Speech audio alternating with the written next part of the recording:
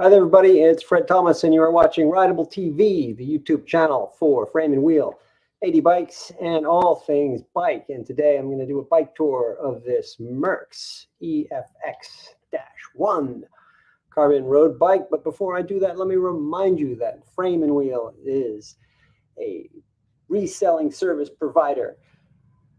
But you knew that. You knew that. We are a leading full-service provider of selling services for cyclists, bike shops, bike companies, bike teams, and bike companies and cycling-related nonprofit organizations. And why should you hire Frame and Wheel to sell your gear? Well, you've got better things to do, and you are better at other things. We know how to do it. We're set up to do it. We love to do it. And those are the 4 reasons right there. Enough of that. Let's talk about this bike. What we are seeing here is a lot of carbon road rim mechanical bikes coming in that are very lightly used. And a lot of it is because people have retired, but other people are just moving up to different technologies of bikes. You may think that there is something fundamentally wrong with a rim brake mechanical carbon road bike, but you are wrong about that. This is a great example.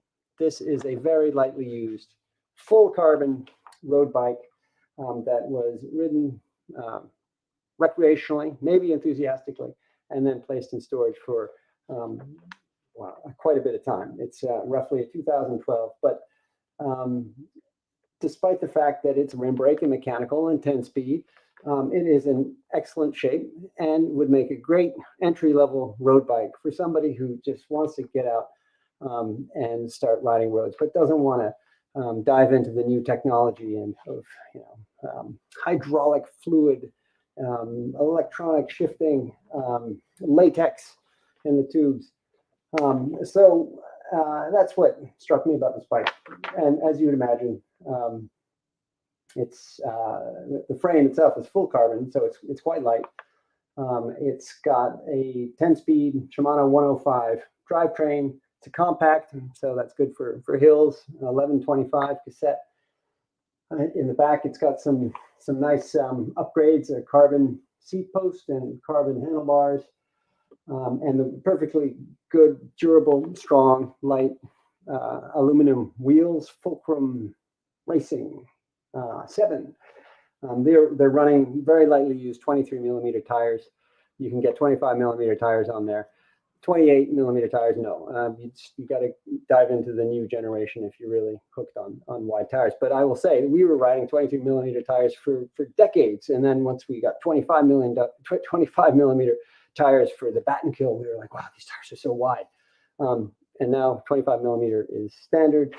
It's perfectly good, and with this carbon frame and these wheels and that kind of tire package, it'll be very comfortable to ride. This one is a 48 centimeter, so it's an extra small or small. It'll suit a rider who's maybe 5 foot, 5'2".